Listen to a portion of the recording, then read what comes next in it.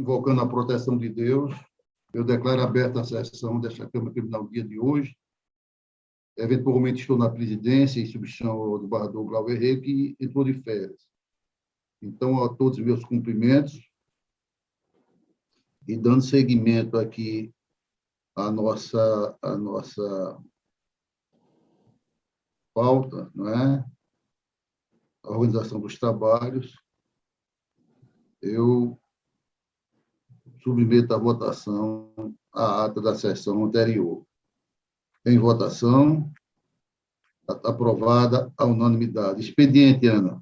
Não é, excelência. Ordem administrativa, indicações e proposta. A presidência só tem que dar boas-vindas ao doutor Ricardo Tinoco e agradecer a sua presença, colaborando efetivamente no nosso trabalho no dia de hoje. E pergunta ao desembargador Gil se tem alguma indicação ou proposta. Tem, desembargador, e acredito que seja até encampado pela própria Câmara. Recentemente faleceu o ex-governador Lavoisier, de saudosa memória, foi um homem que marcou história no Rio Grande do Norte. Foi uma morte bem recente. Eu proponho e sugiro até que seja em nome da Câmara e não individualmente meu. As nossas condolências.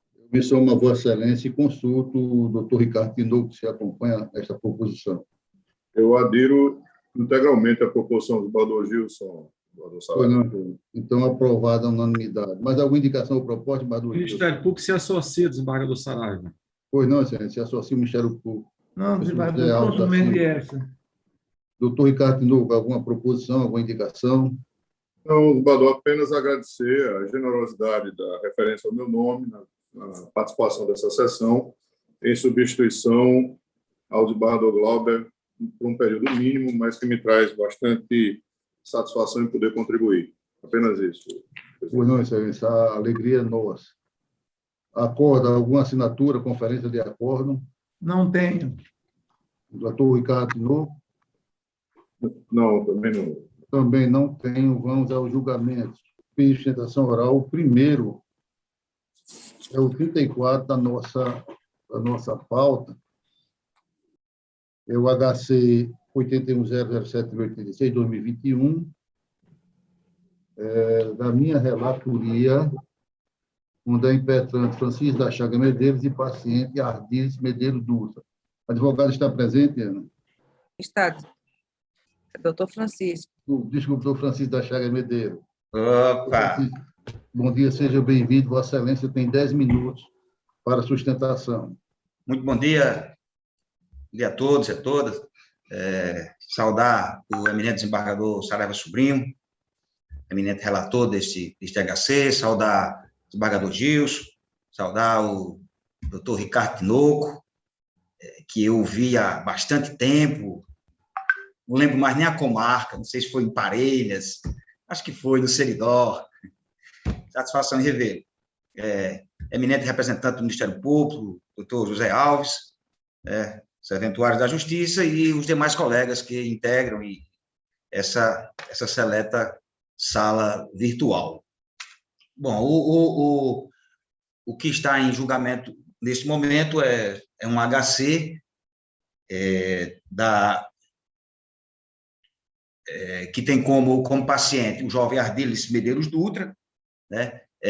Ardiles Medeiros Dutra foi condenado na comarca de Jardim do Piranhas pelo crime de integrar a organização criminosa a uma pena de altíssima, de 8 anos e 1 mês. A então magistrada manteve a prisão preventiva na sentença e, decorridos exatamente 2 anos e 11 meses, né, Ardiles se encontra preso desde o dia 23 de novembro de 2018 e essa prisão ainda se mantém. O processo está em grau de apelação perante esta Egrégia Câmara Criminal e o objeto deste habeas corpus hoje é justamente demonstrar a Vossas Excelências que, decorrido todo esse tempo, a prisão preventiva perdeu a sua essência, que é a cautelaridade, né? E, na nossa ótica, ela se transmuda no que o artigo 313, parágrafo 2º, reprime hoje textualmente, né? Que na nossa ótica, hoje, esta medida, que era para ser cautelar, ela, na verdade, se transmudou em prisão-pena, né? O que é rechaçado tanto legalmente quanto constitucionalmente em face do princípio da presunção de inocência. É dizer, em nome da lealdade processual, isso eu narro no HC, que Ardilhes, nesse mesmo contexto fático, jurídico, processual, temporal, espacial, ele foi condenado, isso foi uma operação, ele já foi condenado por associação ao tráfico, a juíza o condenou a uma pena de 5 anos. E esta Câmara Criminal, julgando a apelação criminal, deu provimento parcial e reduziu a primeira reprimenda, da Associação para o Tráfico, reduziu de 5 para o mínimo legal, para 3, e substituiu por medidas restritivas de direito. Ele também foi condenado pelo artigo 33, por tráfico de droga. Aí ele recebeu uma reprimenda de 7 anos e 6 meses. Recorremos e, em grau de apelação, esta Câmara Criminal também julgou parcialmente, deu provimento parcial ao apelo e reduziu a reprimenda para o mínimo legal, ou seja, 5 anos em regime semiaberto. Então, hoje, a realidade é essa. Ardilhes se encontra com essas 2 condenações que ele poderia estar cumprindo simultaneamente, a pena restritiva de direito e a pena em regime semiaberto, mas ele se encontra preso por força desta preventiva, né, da preventiva que se mantém, que se protrai no tempo, né, uma preventiva que hoje, como eu já disse, se transformou em prisão-pena. Né? Então, o crime de organização criminosa, dado o contexto histórico, temporal, espacial em que ele ocorreu, ele não é considerado hediondo. Né? Então, nós estamos mantendo um jovem que foi preso logo ao completar 18 anos, né? Vai completar os 21 anos, ou já completou os 21 anos no cárcere, está sendo mantido, com todo respeito, por uma medida que hoje a defesa reputa como constrangedora, como um constrangimento ilegal. Então, o mote é esse, é a revogação da custódia provisória ante a perda da cautelaridade pelo decorrer do tempo, né? Pela elasticidade do tempo, né?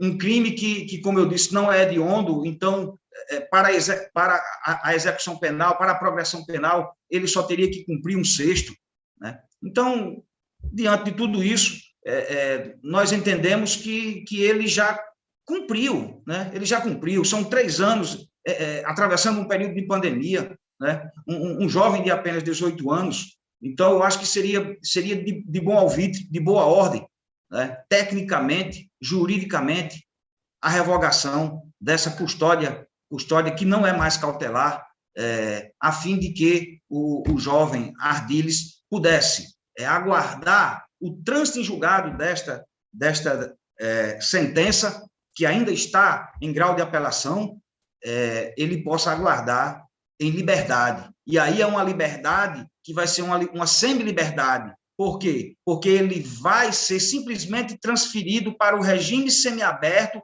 e irá cumprir 2 penas, a do regime semiaberto e a restritiva de direito, que são compatíveis, que são perfeitamente conciliáveis, perfeitamente conciliável a execução simultânea das 2 penas. E o retiraria do cárcere. O contexto fático existente, né, lá no tempo, ele hoje não existe mais, né? Então, com essa... Ardilhes tem isso, sei que não tem nada a ver juridicamente, mas Ardilhes, já quando estava preso, nasceram duas crianças gêmeas, né, que ele ainda não teve sequer o prazer de com elas estar. Então, fica aqui o nosso apelo. ele não está preso de hoje, né? Então, fica o nosso apelo para que Vossas Excelências reexaminem, né? Revejam o decreto constritivo e digam se realmente ainda há necessidade, né? O que é que viola, né? Se ainda está ameaçada, que ordem pública se encontra ameaçada depois de carcomida por 3 anos de afastamento compulsório.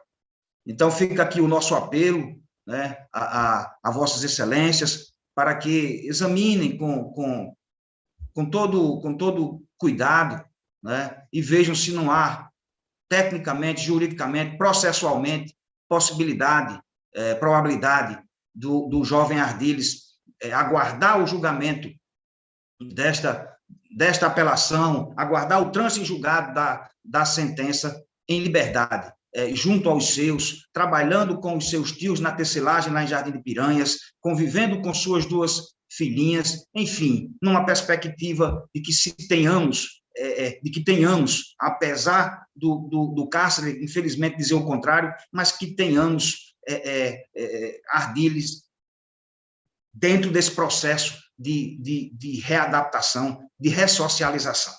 Então, fica aqui o nosso apelo a Vossas Excelências, né, aguardando e confiando que seja concedida a ordem no sentido de revogar a custódia preventiva que hoje ainda mantém Ardiles no cárcere, quando ele já poderia estar em semi-liberdade. É como requeremos e agradecemos a atenção de Vossas Excelências e confiamos na concessão da ordem. Muito obrigado. A presidência agradece a Vossa Excelência e, como já posto anteriormente, o voto foi disponibilizado. Nós estamos encaminhando pelo conhecimento da ordem e sua denegação. Fizemos uma argumentativa constante do voto. O paciente condenado a 8 anos, neste caso aqui, seria membro de organização criminal e, durante todo o período da instrução, permaneceu preso. Então, basicamente, seria essa sustentação. Desembargador Gilson, como vota, mantenha mantenho o voto já. Doutor Ricardo Tinoco. Também acompanho o relator. Pronto. Então, a unanimidade, de acordo, conheceu e denegou a ordem. O número 2, agradecendo ao doutor advogado, doutor Francisco Medeiros. Muito obrigado, um bom dia a todos, bom trabalho. O número 2 é o 33 da nossa pauta, pedido de sustentação oral, é a apelação criminal da relatoria do desembargador Gilson Barbosa, 0100-464-04-2014. Pergunta se está em mesa, Excelência. Está em mesa. Apelação criminal anunciada por mim, né? O advogado está presente. Acho que não está, não, presidente. Não, aquele advogado da semana passada. Julguemos. Doutor Renato Carvalho Jordão. Posso votar, presidente? Pois não, Excelência. Posso a apelação votar? criminal já identificada, o apelante é Adson Souza da Silva, o advogado doutor Renato Carvalho Jordão. Não está presente. Então, vamos prosseguir o julgamento. Presidente, tem uma preliminar de não conhecimento parcial do recurso quanto à modificação da pena restritiva de direito, matéria da competência do juiz das execuções penais, em observância às regras previstas no artigo 66 e 148 da LEP. Eu peço o parecer oral do Ministério Público. Doutor Zé Alson, a palavra. Excelência, já tive a oportunidade de analisar a matéria preliminar citada pelo desembargador Gilson, e a posição que eu tenho é diferente da do relator. Eu entendo que a matéria pode ser apreciada por esta Câmara Criminal, tendo em vista que é matéria de mérito, na minha visão. Isso nada impede que o juiz de execução, posteriormente, faça uma análise com relação a essa matéria. Mas, no meu entendimento, a matéria de mérito, não cabendo ao acusado, já sentenciado, fazer a escolha do tipo de prestação de serviço, ou qual a medida restritiva de liberdade, ou até mesmo restritiva de direitos que ele deve cumprir. Então, por essa razão, Excelência, o opinamento da Procuradoria de Justiça é pela rejeição da matéria preliminar suscitada pelo desembargador Gilson, Excelência. Essa é a posição do Ministério Público, Excelência. Pois não, Excelência. Desembargador Gilson. Presidente, meu voto já foi antecipadamente distribuído com os senhores e chega a quase 20 folhas. Não quero cansá-los mais, até porque, em respeito à inteligência de todos, eu mantenho integralmente o meu voto e, no final, digo que o recurso é conhecido parcialmente e, nessa parte, desprovido, em consonância com o parecer da Terceira Procuradoria de Justiça. Eis o voto, está disponibilizado, além de ter sido previamente distribuído com os senhores. Eu acompanho Vossa Excelência, me parece que a divergência só com relação à preliminar, né? Somente. Eu acompanho Mas nesse eu mantenho sentido, com Vossa a Excelência. mesma posição. Com todo respeito ao doutor Zé Alves, mas a ideologia minha penal é um pouco diferente aí Com nesse caso. certeza, Excelência. Acompanho Vossa Excelência. Desembargador Ricardo Tinoco. Também estou acompanhando a relatoria, senhor presidente. Pronto. Então, Ana, a divergência é só na preliminar, né? A unanimidade, nós discordamos do eminente procurador e, no mérito, todos acompanham acompanham o parecer inaugural. Ok, Ana, entendido? O próximo é o número 29, da relatoria do desembargador Gilson Barbosa. É a apelação criminal 0800-774-75-2020. 29. Cadê ele aqui? Vou identificar as partes. Em mesa, desembargador Gilson. Em mesa, presidente. Só confirmando, o apelante é o representante. O Marta Luiz Gomes, a origem. Perfeito, Excelência, perfeito. O advogado está presente, o Ailton Benedito Medeiros de Araújo. Parece que não. Francisco Oliveira de Brito. Ana. Aqui na tela não está aparecendo. É o processo, só confirmando, 0800-750-05-2020. Exato. Exato, pronto. Então, eu sou advogado também nesse processo. Fui eu que pedi a sustentação oral. Momentinho, doutor. O número do processo é 0800-774-75, aí 2020. É esse? É 0800-750-05-2020. Não, esse é 774. É da comarca de Luiz Gomes, a origem. Luiz Gomes também. Luiz Gomes. Posso dizer o nome do investigado, do acusado? É Luiz Carlos de Oliveira Júnior. É isso. É esse? Então, o número está havendo um equívoco aí da parte, talvez, de Vossa Excelência. Não, o crime aqui, ele tem dois processos. O crime investigado é o crime de estupro vulnerável. É o do artigo 33 caput da Lei 11.343 e artigo 341b da Lei 8.069. Pronto, é porque ele tinha dois, foi em pauta esse daí, é esse mesmo. Mas Vossa Excelência vai fazer sustentação oral deste? Vou fazer também, que eu estou acompanhando. Então, com a presidência aí para autorizar. Então, o processo em mesa devidamente identificado, retirada qualquer dúvida, o desembargador Gilson nos devolve aqui a argumentativa, no sentido de acolher a sustentação do advogado. Então, o doutor Thomas dispõe de 15 minutos, Excelência. Bom dia a todos, bom dia, excelentíssimo senhor desembargador relator, em nome de quem eu saúdo todos os demais membros da turma, bom dia, advogados, membros do Ministério Público e também demais presentes aqui assistindo essa sessão. Trata-se de um caso oriundo da comarca de Luiz Gomes, em que o senhor Luiz Carlos de Oliveira Júnior é imputado a ele a prática dos crimes de tráfico de drogas e também do crime previsto no ECA, armazenar conteúdo pornográfico envolvendo criança e adolescente em dispositivos eletrônicos. Ressalta desde então que... Doutor advogado, por favor, eu estou observando aqui, pelas anotações da assessoria, que esse processo é segredo de justiça. E, assim sendo, nós deveremos deixar para o final da sessão. Presidente, pela ordem. Pois não, Excelência. Se não estou equivocado, o advogado está fazendo uma confusão aí. O processo que está em mesa é o de número 29 da pauta, uma apelação criminal de número 774/75, da comarca de Luiz Gomes, e o réu Luiz Carlos de Oliveira, esse é o que está em mesa. É exatamente, é o que consta aqui. Ele está referindo-se a um outro que também é do réu. O réu tem mais outro advogado. Nós vamos suspender, de qualquer maneira, a segredo de justiça. Doutor advogado, por favor, examine a situação e voltaremos. Esse meu aqui não é segredo de justiça, não. Não consta, não. É porque são dois que estão em pauta. Ele quer defender dois de uma vez, presidente. É preciso de um de cada vez. E esse 29 consta aqui, Gilson, como segredo de justiça. Aqui não, presidente, consta não. Nos dados aqui, meu, não. É porque realmente ele está em segredo de justiça. Todos dois. O 29, presidente, a minha assessoria aqui está insistindo que não está como segredo de justiça. No sistema, Gilson. No sistema, Gilson. Está como segredo de justiça, no sistema. Pois bem, aqui para nós não, que inclusive é matéria de droga.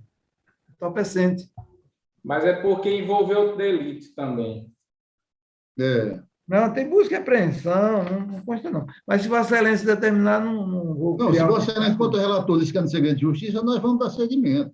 Excelência, pela ordem, Excelência. O Ministério Público. Eu estou analisando aqui o parecer e consta, sim, o artigo 241b da Lei 8.069 de 1990. Há também esse delito. Há o delito de tráfico e há o delito que, inclusive, o advogado já se referiu, que acredito que ele começou pelo artigo que trata... Exato. É porque é o mesmo contexto, foi desmembrado em dois processos, um trata de estupro vulnerável, uma denúncia, e outro tráfico de drogas e o artigo 241 do ECA. Realmente, eles estão em segredo de justiça. Bador Gilson. Todos os dois tratam...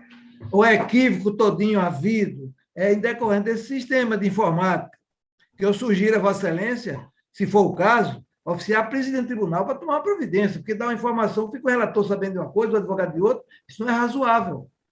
A gente tem que ter uma transparência nisso. E como Vossa Excelência é um cuidadoso e zeloso, eu espero que Vossa Excelência leve ao conhecimento da presidência isso. Pronto, ok, presidente. Okay. Agradeço a atenção. Então, como é segredo de justiça, vamos deixar para o final, Excelência. Tudo bem. Ele que desabilitar. Ok, ficar acompanhando. E o próximo também dele também. A gente pode até... São dois, o 16 e o 29. E o quarto também é da minha relatoria, é um réu, esse também é segredo de justiça. Nós vamos deixar para o final. Passamos, então, para o 37, Bador Gilson, da relatoria de Vossa Excelência. É o HC 080, 84, 74, 2021. Em medo de Bador Gilson. Pois não, presidente. O 37 é o HC o da relatoria de Vossa Excelência. Pronto, está em mesa, presidente. O advogado, doutor doutor Gabriel Bulhões. doutor Gabriel está presente na sala? Ana, confirma, Ana. Não, aqui não doutor Gabriel Bulhões não está na sala? Não está na sala. Pronto, vamos prosseguir a sustentação, sem a presença do advogado. Tem doutor Rubens Matias, que falou comigo a respeito desse processo. O doutor Gabriel do Bulhões. Aqui consta que é o doutor Gabriel. É do mesmo escritório. Bem, esse Rubens está presente, vai fazer a sustentação, Ana? Doutor Rubens Matias está aqui presente. Coloque ele na sala, então, por favor, para nós. Doutor Rubens. Ele está na sala. Consta o nome dele no display. Doutor Rubens, Vossa Excelência tem 10 minutos para fazer a sustentação. Bom dia, ilustríssimo, excelentíssimo senhor desembargador Saraiva Sobrinho, eminente relator, desembargador Gilson Barbosa, ao ilustríssimo doutor Ricardo Tinoca, ao ilustríssimo procurador de justiça José Alves, aos advogados e servidores que acompanham a sessão da Câmara Criminal, os meus sinceros cumprimentos. Trata-se de habeas corpus que tem como paciente o senhor Tiago Câmara Martins, que responde a processos na 7ª Vara Criminal e em todas as acusações tratam-se do mesmo modo operante, subtração de patrimônio sem violência ou grave ameaça. E a principal tese que será discutida nessa sustentação oral é da ilegalidade da decisão que negou a revogação da prisão preventiva, porque a autoridade coautora utilizou de elementos meramente circunstanciais e genéricos para fundamentar sua decisão de que houve indícios de autoria.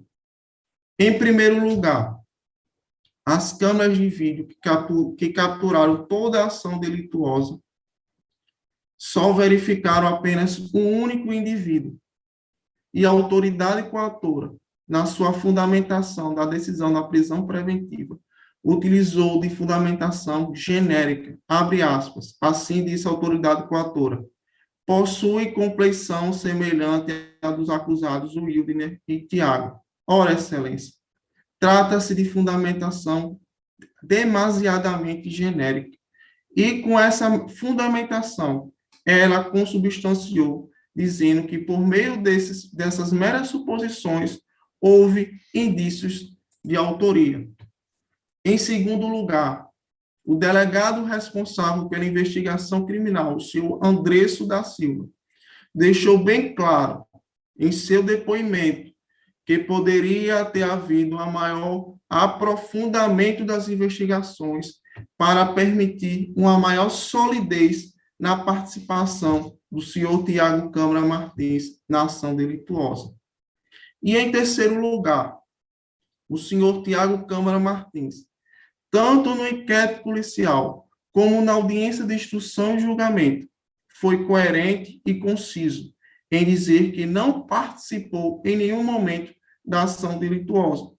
Inclusive, o réu, o seu Wildner de Mello, em seu depoimento, deixou bem claro que participou sozinho da ação delituosa. Excelência, não estou aqui a questionar a autoria, não. Eu estou aqui a questionar os elementos que autorizam a prisão preventiva do artigo 312.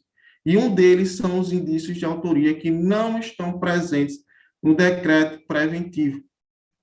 E, por fim, o termo de reconhecimento que foi utilizado foi por meio de uma única fotografia do senhor Tiago Câmara Martins, o que vai de encontro ao procedimento esculpido no artigo 226 do Código de Processo Penal. Inclusive, vai de encontro aos precedentes do Superior Tribunal de Justiça, a exemplo do habeas corpus 598/886. Então, excelência, existe a ilegalidade da decisão que decretou a prisão preventiva, porque foi de encontro aos requisitos do artigo 312 do Código de Processo Penal, porque não existiu indícios de autoria. E, ademais, não houve comprometimento da ordem pública. Tratam-se de subtração de patrimônios sem violência ou grave ameaça.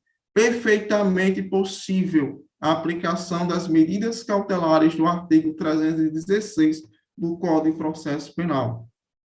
Então, excelência, considerando a ausência dos requisitos elencados no artigo 312 do Código de Processo Penal, e considerando também que é possível a aplicação de medidas cautelares do artigo 316 do Código de Processo Penal, esta defesa pede que seja concedida a ordem para o fim de que seja revogada a prisão preventiva do paciente. Desta forma, agradeço a atenção de todos e encerro a minha sustentação oral. A presidência agradece a Vossa Excelência e devolvo a palavra ao advogado Gilson Barbosa. Presidente, o meu voto foi previamente distribuído com os senhores. E como é uma praxe nessa Câmara de a gente aproveitar ao máximo o tempo e os dados que consta aqui só interessam aos julgadores, porque o advogado já sabe tudo no Ministério Público também, eu peço permissão para dizer só a conclusão da emenda, em que diz que a ordem é conhecida e denegada.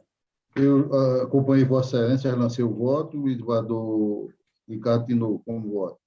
Também, senhor presidente, acompanho integralmente o relator. Eu proclamo que a ordem conhecida e denegada à unanimidade. Obrigado, excelência. Agradeço a Vossa Excelência. Temos agora só os dois processos de segredo de justiça. O 29, Ana, é do doutor Thomas, né? Ele deve ser convidado a voltar para a sala e os demais advogados se retirarem. E aquelas providências de prática que a comunicação toma, por favor. Esgotada as preferências, sustentações, eu consulto ao desembargador Gilson e ao doutor Ricardo Tinoco com relação aos meus votos disponibilizados. Se tem alguma objeção, alguma... Nenhuma objeção, presidente. Acompanhe. Bem, não, senhor presidente, acompanho na íntegra. Então, proclamo nos termos do voto que foi lançado. Desembargador Gilson, nós temos também só 3 pedidos de parecer oral, no 21, no 24 e no 28, da relatoria de Vossa Excelência. Estão em mesa. Estão em mesa, né? O doutor procurador já teve conhecimento desses pedidos, doutor Delcio? Excelência, já tive conhecimento. Então, vamos começar pelo 21. O 21 é uma operação criminal de número 610, é da comarca de Macau, apelante ASAF, é a advogada doutora Juliana Pérez, eu sou o relator e tenho a prejudicial de mérito extinção da punibilidade que suscita. Doutor Zé Alves. Excelência, eu tive a oportunidade de analisar ontem essa preliminar e o próprio Ministério Público, nas contrarrazões da justa apelação, no ID 10.83.9574, página 7, suscita a matéria preliminar. Por essa razão, Excelência, eu concordo com a preliminar suscitada pelo desembargador relator. Desembargador Gilson. Meu voto é pela extinção da punibilidade, declarada agora. Pronto, também já os votos lançados à unanimidade. Doutor Ricardo mantém? Também, desembargador. Ok, então a unanimidade. O 24, desembargador Gilson. Em mesa é uma apelação criminal de número 328, da comarca de São José do Campestre, e apelante JPMS. E o advogado doutor Elton Olímpio, eu tenho aqui a prejudicial de mérito, extinção da punibilidade, que suscito. Eminente procurador. Excelência, eu também tive a oportunidade de analisar a sentença do ID 11.12.7548, e em que pese ela não se encontrar completa nos autos eletrônicos, consta a informação de que a pena definitiva é de 15 dias de detenção. Por essa razão, Excelência, concordo com o relator que, de fato, está prescrita, o crime se encontra prescrito, Excelência. Então, concordo com a preliminar citada pelo relator. Excelência. Então, votos lá já sentados nesse sentido, não é, desembargador? Pela extinção da punibilidade. Pronto, eu proclamo a unanimidade. E, por fim, o 28, o parecer oral, também da relatoria de Vossa Excelência. Está em mesa. Tem uma preliminar de não conhecimento parcial dos recursos do apelo interposto por Keliane de Oliveira, Maxwell Silva do Nascimento e Maiara Araceli Oliveira Dantas, por falta de interesse recursal. Quanto ao pleito em comum de reexame da pena base para o mínimo legal, eu peço o parecer agora. Doutor Zé Alves. Excelência, estou localizando aqui, já tem, muito extenso, com vários réus, se não me engano, são 12. Esse caso, doutor Gilson. E as penas já foram fixadas no patamar mínimo legal. 3 anos para a organização criminosa e 5 anos para o tráfico. É isso? Excelência, concordo com a preliminar citada pelo desembargador relator. Eu tenho os recursos como conhecidos e parcialmente e desprovidos. Eu já acompanhei Vossa Excelência, consulto o doutor Ricardo Tinoco. Também, senhor presidente, por igual. Então, proclamo a votação nos termos do voto relator. Os demais, eu não tenho nenhuma divergência com o desembargador Gilson, com os votos já lançados. Doutor Ricardo Tinoco. Também, senhor presidente, na mesma esteira. Pronto. Eu proclamo nos termos dos votos lançados e já votados por todos os membros desta Câmara. Bom, esgotada a pauta, só quero lembrar que a próxima sessão será no dia 21, a quinta-feira. Eu acredito que não vai haver choque com outra Câmara e tudo fluirá melhormente. Agradeço a todos, agradeço ao desembargador Ricardo Tinoco, eminente procurador, e não havendo mais nada a tratar, não sei que Vossa Excelência queira fazer alguma colocação. Opa, Excelência, pela ordem. Pois não?